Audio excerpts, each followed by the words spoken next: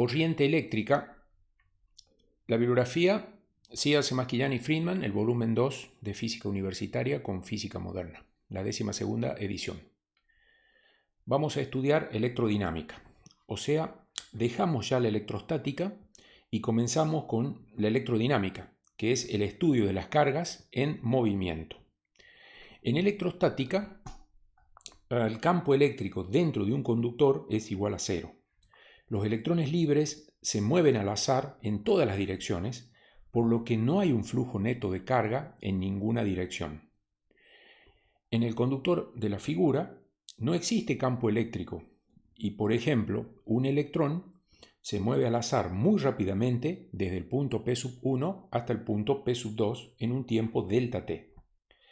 Si ahora está presente un campo eléctrico producto de haber aplicado una diferencia de potencial a los bornes del conductor, entonces aparece una fuerza eléctrica sobre los electrones que lo desplazan a una distancia B sub d por delta t hasta el punto P2.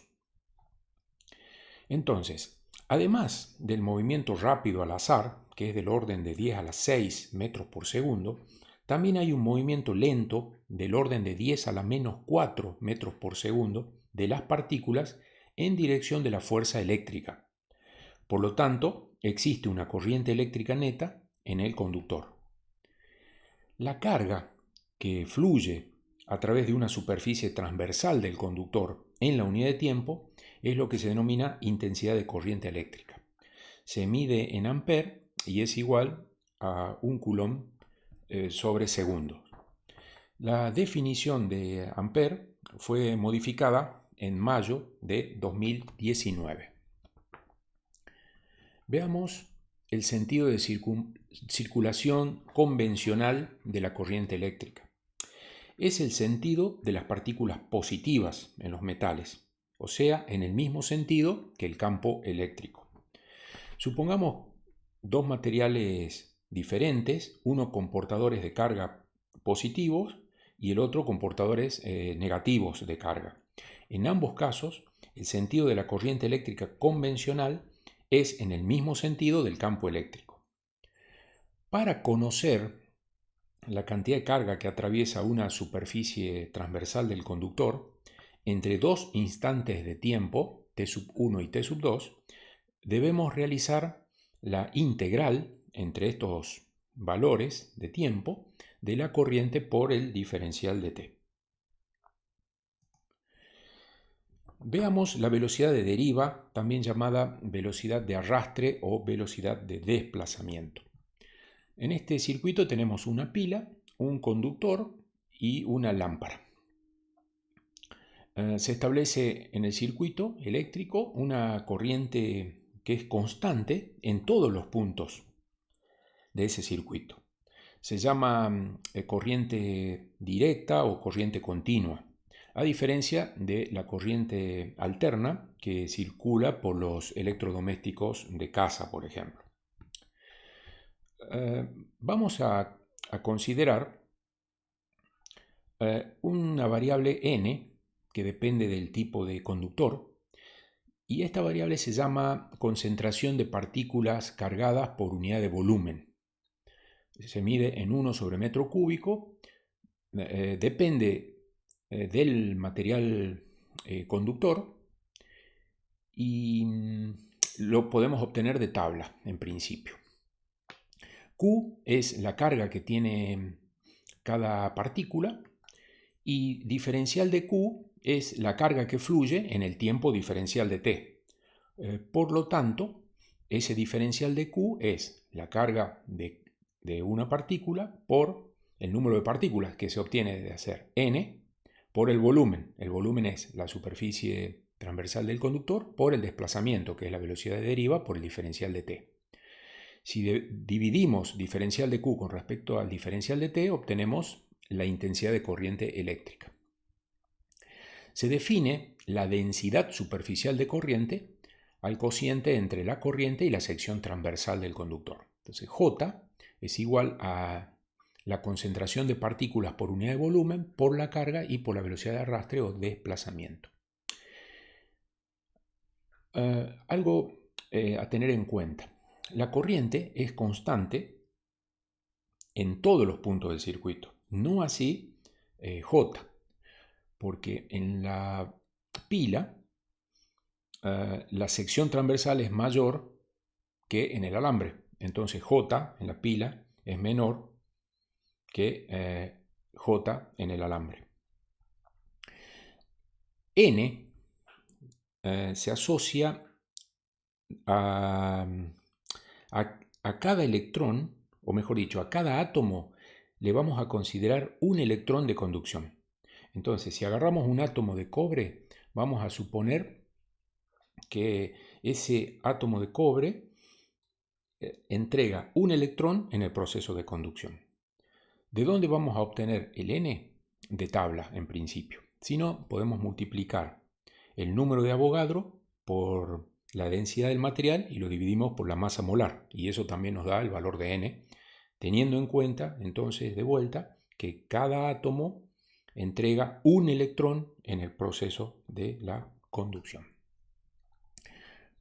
Bueno, J es una magnitud vectorial y la corriente es una magnitud escalar. La velocidad de deriva se obtiene dividir J por N y por Q.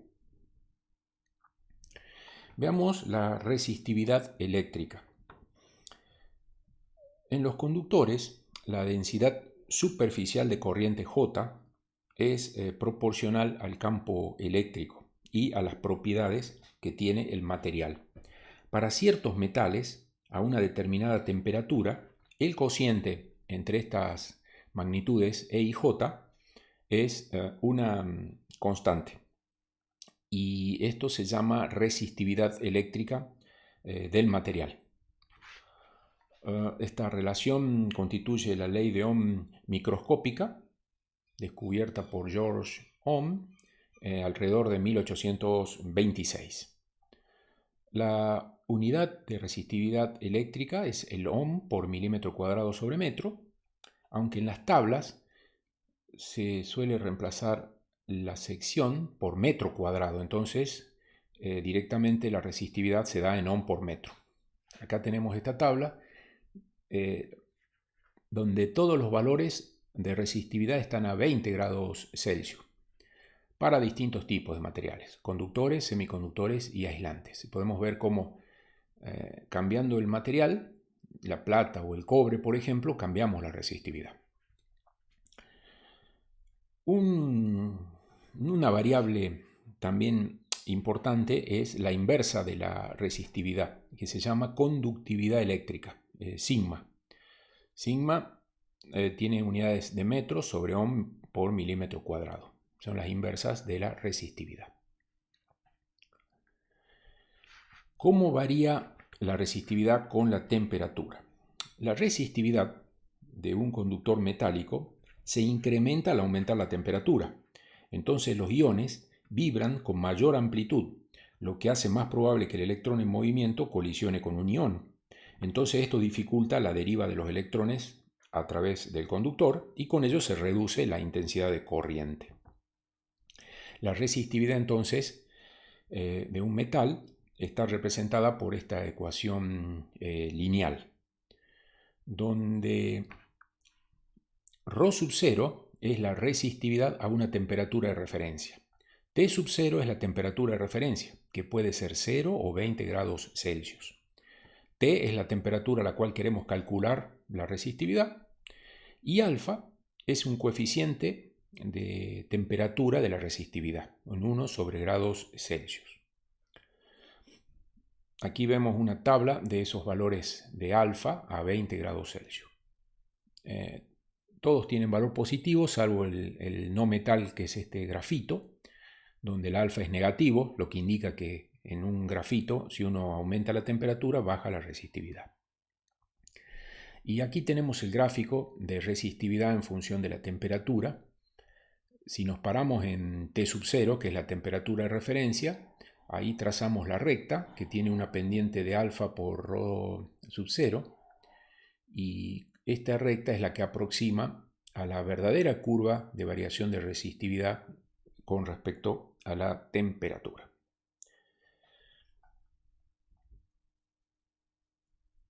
En los semiconductores y los superconductores, la resistividad también tiene otras expresiones matemáticas. En un semiconductor, la resistividad disminuye a medida que aumenta la temperatura. Y en los superconductores hay una temperatura crítica debajo de la cual la resistividad se va prácticamente a cero. Esta superconductividad fue descubierta en 1911 por el físico holandés Ons. Descubrió que a temperaturas muy bajas, inferiores a 4.2 Kelvin, la resistividad del mercurio disminuía repentinamente hasta cero. Actualmente se busca lograr superconductividad a temperatura ambiente. La resistencia eléctrica. Supongamos un conductor de sección transversal S y longitud L, sometido a una diferencia de potencial V entre sus extremos. Allí se establece entonces un campo eléctrico que va a ser proporcional a la densidad superficial de corriente, E igual a ρ por J. Como el campo eléctrico es la diferencia de potencial dividida a la longitud del conductor y la densidad superficial de corriente es corriente dividido superficie, entonces la diferencia de potencial en los extremos del conductor es igual a ρ por L sobre S por I. Al término ρ por L sobre S se le llama resistencia eléctrica del conductor y es la capacidad de oposición a la corriente que presenta ese material. Y ahora la ley de Ohm llamada macroscópica es denominada así porque se puede medir con instrumentos, es igual a B igual a R por I. ¿Sí? La diferencia de potencial en los extremos de un conductor es la resistencia interna, es la resistencia que tiene el conductor multiplicado por la intensidad de corriente que se establece a través del mismo. Acá a la derecha, arriba a la derecha, vemos dos símbolos del elemento resistor. Y lo que podemos ver es que en cierto rango de temperatura, si asumimos que la longitud y la sección permanecen constantes con la temperatura, la resistencia también varía con la temperatura, siguiendo la misma relación lineal que la resistividad con respecto a la temperatura. Esta relación de corriente y tensión da como resultado una línea recta donde la pendiente es 1 sobre R, se llama conductancia eléctrica y es la inversa de la resistencia eléctrica. Veamos el cálculo de la resistencia para un flujo de corriente radial. Supongamos un cilindro hueco de radio interno A y radio externo B, donde la corriente fluye de manera radial, del interior del conductor hacia el exterior, no a lo largo del mismo, como veníamos viendo. Entonces, la sección transversal por la que viaja la carga no es constante, sino que varía 2pi por A por L en la superficie interna a 2pi por B por L en la superficie externa. Para una capa cilíndrica delgada, ¿no es cierto?, de radio interno R y espesor diferencial de R, la resistencia es diferencial de R igual a ρ, diferencial de R sobre 2pi por R por L. Entonces, si integramos entre A y B el diferencial de R, podemos obtener la resistencia de ese cilindro hueco. Las cargas pasan a través de todas las capas entre los radios A y B, por eso la resistencia total se calcula con la integral entre esos radios. Veamos la fuerza electromotriz ideal. Aquí está el símbolo a la derecha de una FEM simbolizada con epsilon. Es de corriente continua, tiene un terminal positivo que es el terminal de mayor longitud. El otro terminal de menor longitud es un terminal de potencial negativo. Bueno, la fuerza electromotriz es energía por unidad de carga. Es un término inadecuado porque no se trata de una fuerza. Su unidad es la misma que la diferencia de potencial, que es el vol. Los dispositivos que producen FEM son las pilas, las baterías, los generadores eléctricos, las celdas solares, etc. Estos dispositivos convierten una forma de energía, la química, la mecánica, la térmica, etc., en energía potencial eléctrica y la transfieren al circuito donde se encuentran conectados. Una FEM ideal mantiene la diferencia de potencial constante entre sus terminales, independientemente de la corriente que pasa a través de ella. Por eso, cuantitativamente, la fuerza electromotriz es la magnitud de esa diferencia de potencial. Veamos solamente entonces una fuerza electromotriz ideal, sin resistencia interna, como la de la figura de la izquierda. En este caso, el circuito se dice abierto. Asociada a esa diferencia de potencial hay un campo eléctrico, tanto dentro como fuera de la fuente. Si observamos dentro de la fuente, una carga positiva experimenta una fuerza eléctrica, pero la fuente genera un campo eléctrico denominado no electrostático que produce una fuerza también no electrostática opuesta a la fuerza eléctrica y de igual valor. O sea, de esta manera, sobre la partícula no hay fuerza neta aplicada. El origen de esta fuerza no electrostática depende del tipo de fuente de fuerza electromotriz. En este caso proviene de las reacciones químicas que dan lugar a la FEM. Entonces, si una carga Q se desplaza desde el terminal B hacia el terminal A en el interior de la fuente, la fuerza no electrostática realiza una cantidad positiva de trabajo sobre la carga. Este desplazamiento es opuesto al de la fuerza electrostática, por lo que la energía potencial asociada a la carga se incrementa en una cantidad igual a Q por V sub AB. Como las fuerzas son iguales, resulta que la FEM es igual a V sub AB. Entonces, el trabajo total sobre la carga es 0. Consideremos ahora un circuito eléctrico donde conectamos un alambre conductor de resistencia R a los terminales de la fuente de fuerza electromotriz. Esta situación se denomina circuito eléctrico cerrado. Con solo el alambre conductor conectado a la fuente se llama cortocircuito y no es aconsejable realizar. La diferencia de potencial entre los terminales A y B establece el campo eléctrico dentro del alambre, que es el que hace circular la corriente eléctrica desde el terminal de mayor potencial, que es el A, hacia el de menor potencial, que es el B. La fuerza electromotriz es igual a la diferencia potencial entre los terminales A y B, y es igual al producto de I por R, de acuerdo a la ley de Ohm. Entonces, podemos conocer el valor de intensidad de corriente eléctrica si conocemos el valor de FEM y el valor de la resistencia. Esta intensidad de corriente es muy elevada para un valor bajo de R en el caso de conexión del alambre en forma directa a la fuente.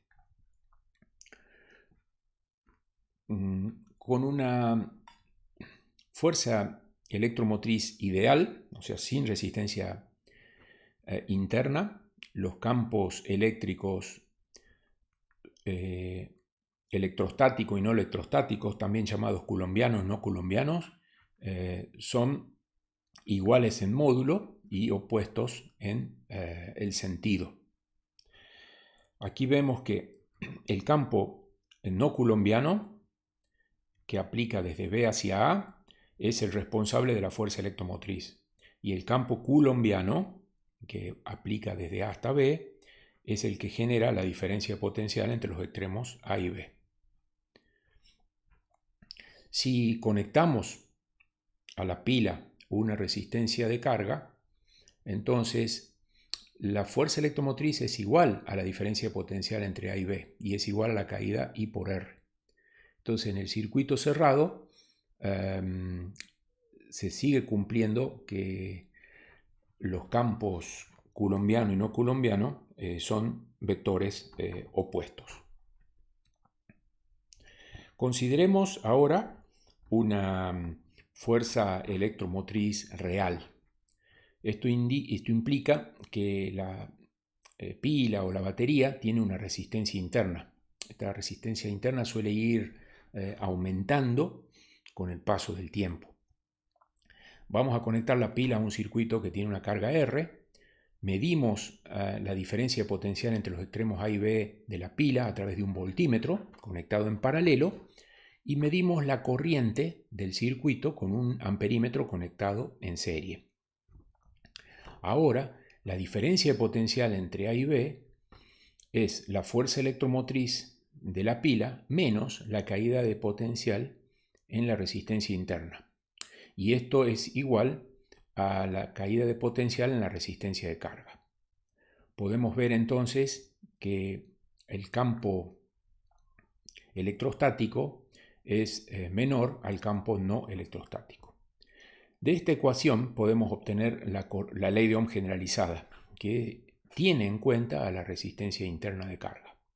Entonces, si la fuerza electromotriz es ideal, la resistencia interna es 0 y la corriente es fuerza electromotriz sobre R. Y diferencia de potencial entre los extremos A y B igual a la FEM. Cuando aparece resistencia interna, entonces la corriente ahora disminuye porque aumenta la resistencia del circuito. Vamos a estudiar que estas resistencias están en serie y se suman. Por eso que influye fuertemente el valor de la resistencia interna en el valor de la corriente que suministra la batería. Veamos los cambios de potencial alrededor de un circuito. Aquí tenemos una batería de 12 volt con el terminal negativo conectado a tierra. Esta conexión indica que ese punto está a 0 volt.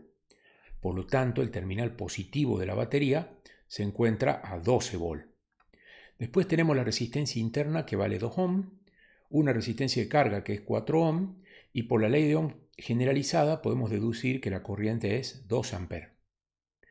Entonces, vamos a graficar los potenciales en función de las distancias del circuito. Entonces, comenzamos en el terminal negativo con 0 volt, viene la FEM que aplica 12 volt hasta el terminal positivo, luego se mantiene constante, aparece la resistencia interna que produce una caída de potencial de 4 volt y en 8 se estabiliza hasta que vuelve a encontrar la resistencia de 4 que produce una caída de 8 volt y terminamos en 0 volt, el punto donde partimos.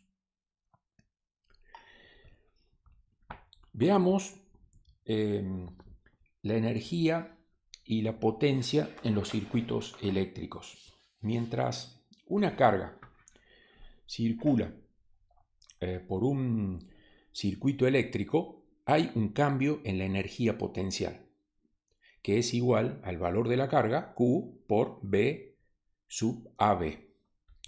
Si Q es positiva y B sub AB, que es igual a B sub A menos B sub B, también es positiva, la energía potencial disminuye a medida que la carga cae del potencial A hacia un potencial más bajo, B sub B. La energía Q B sub AB es entregada o transferida hacia el resistor de carga por la batería. Recordemos que en la batería se produce una conversión de energía química en eléctrica, por lo que esa energía Q por B sub AB es energía que se extrae de la batería. Es de interés estudiar la rapidez con la que se entrega o se extrae energía de un circuito, y a eso se le llama la potencia eléctrica. En el caso de un circuito resistivo puro, la potencia es I cuadrado por R o B sub AB al cuadrado sobre R. y si aplicamos esa potencia en un determinado tiempo, tenemos tenemos calor que entrega esa energía. Esta expresión es debida al efecto Joule, ¿cierto? Entonces aquí vemos cómo hemos aprovechado la energía que disipa una resistencia. Es importante cuando uno compra una resistencia, no solo el valor de la resistencia, sino el valor de la potencia máxima que es capaz de disipar. Si no, vamos a producir un sobrecalentamiento o la podemos llegar a dañar a esa resistencia eléctrica. Veamos la potencia de salida de una fuente de fuerza electromotriz. Tenemos una fuente que tiene una fuerza electromotriz epsilon y una resistencia interna R, conectada a través de conductores ideales a una carga que puede ser una lámpara o un faro, como el ejemplo. El punto A está a un potencial mayor que el punto B. Entonces la corriente sale de la fuente por el terminal A y se pasa por la carga y vuelve al terminal B. En el interior de la batería pasa del terminal B hacia el terminal A y el circuito es un circuito cerrado. La batería provee energía al circuito externo y la rapidez con la que entrega esa energía es la potencia, que es igual a la diferencia de potencial entre los extremos A y B por la corriente. Como esa diferencia de potencial AB depende de la FEM y de la resistencia interna, la potencia entregada es epsilon por I menos I cuadrado por R. Epsilon por I es la potencia de la fuente, o sea, la rapidez de conversión de la energía química a eléctrica. E I cuadrado por R es la potencia disipada en la resistencia interna de la fuente. Entonces, la diferencia de estas potencias dan como resultado la potencia eléctrica neta de salida de la fuente, o sea, la rapidez a la que la fuente entrega energía eléctrica al circuito. Potencia de entrada a una fuente de FEM. Entonces ahora vamos a suponer que tenemos una batería con una fuerza electromotriz de menor valor que la que se obtiene a través de un alternador, por ejemplo. La corriente establecida en el circuito ahora se dirige hacia la batería. Se dirige hacia la batería al terminal A, pasa de A a B y sale de B y vuelve hacia el alternador, y ahora la corriente circula al revés. En este caso, la diferencia potencial entre los extremos A y B de la batería es la fuerza electromotriz más I por R. Entonces la potencia es epsilon por I más I cuadrado por R. Es decir, epsilon por I es la energía eléctrica que se convierte en química a una tasa de ese valor, epsilon por I. E I cuadrado por R es la tasa de disipación de la energía interna de la batería. La suma de las dos es la potencia eléctrica total de alimentación a la batería. Comercialmente no se utiliza la potencia, sino la energía medida en kilowatt hora. Un kilowatt es 1000 watts y la hora tiene 3600 segundos, así que un kilowatt hora es 3,6 por 10 a la 6 joule. Para calcular toda la energía que consumimos, tenemos que integrar entre los periodos de tiempo bajo análisis la potencia y a través del tiempo. Veamos el teorema de la máxima transferencia de energía. Tenemos una batería que tiene una resistencia interna R que no está esquematizada, que tiene una diferencia de potencial B sub AB igual a B directamente. Suministra una corriente I a una carga variable y que está simbolizada con esta R variable. Entonces, lo que queremos es conocer el valor de la carga que permite obtener la máxima transferencia de energía de la fuente.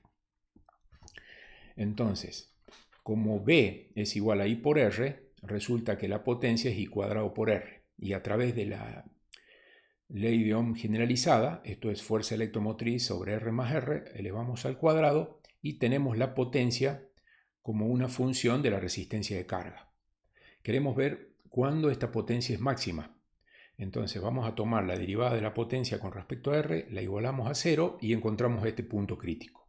Aquí no necesitamos evaluar la derivada segunda de P con respecto a R dos veces, porque ya sabemos que hay un mínimo de potencia, que es cuando no tenemos resistencia de carga. Entonces este valor corresponde al máximo de potencia. Si hacemos un gráfico de potencia en función de resistencia de carga, vemos que para resistencia de carga 0, la potencia es 0. Para una resistencia de carga que tiende a un valor muy grande, infinito, también la potencia se hace 0. Entonces, cuando la resistencia de carga toma el valor de la resistencia interna de la batería, la potencia toma el valor máximo, epsilon cuadrado sobre 4R. Ahora, se llama rendimiento del circuito a la relación entre la potencia entregada al exterior, I cuadrado por R, y la potencia total de la fuente, que es epsilon por I. Vemos que para máxima transferencia de energía, este rendimiento es igual a un 50%. Por último, veamos la teoría de la conducción metálica. En un modelo microscópico de la conducción eléctrica en un metal, cada átomo cede uno o más de sus electrones externos. Estos electrones libres colisionan con iones estacionarios positivos. Si no hay campo eléctrico aplicado, los electrones se mueven en línea recta entre las colisiones en direcciones aleatorias. Si existe campo eléctrico, las trayectorias se curvan debido a la aceleración causada por las fuerzas del campo eléctrico. La rapidez media del movimiento aleatorio, como decíamos anteriormente, es del orden de 10 a la 6 metros por segundo, mientras que la rapidez media de deriva es del orden de 10 a la menos 4 metros por segundo. El tiempo medio entre las colisiones se llama tiempo libre medio tau. Entre colisiones, los electrones ganan energía en virtud del trabajo que el campo eléctrico realiza sobre ellos y transfieren algo de esa energía a los átomos del material conductor. Esto lleva a un aumento de la energía interna y la temperatura del material. Por eso los conductores que conducen corriente eléctrica se calientan. Aquí tenemos una esfera en un plano que se mueve a través de obstáculos. Esto sería un modelo semejante al que tiene un electrón circulando en un conductor sometido a un campo eléctrico. Vemos que el campo eléctrico es el responsable de que aparezca fuerza sobre las cargas. Esta fuerza es la responsable de que haya aceleración y esa aceleración modifica la velocidad de las cargas. V sub 0 es la velocidad que tiene el electrón en un tiempo t igual a 0 segundos. Y en un tiempo t igual a tau, la velocidad se incrementa a través del valor de la aceleración.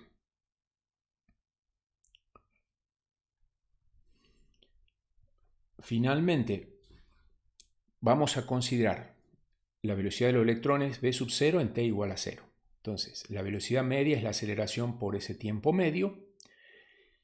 Y como esta velocidad media de desplazamiento es la que afecta el valor de J, podemos encontrar una expresión de la resistividad en función de tau. Si n y tau son independientes del campo eléctrico, entonces la resistividad es independiente de del campo eléctrico. Y el material conductor obedece a la ley de Ohm. Aquí vemos un ejemplo de tau a 20 grados Celsius para el caso del cobre. El valor resulta del orden de 10 a la menos 14 segundos. Eso implica que ocurren colisiones del orden de 10 a la 13 colisiones por segundo.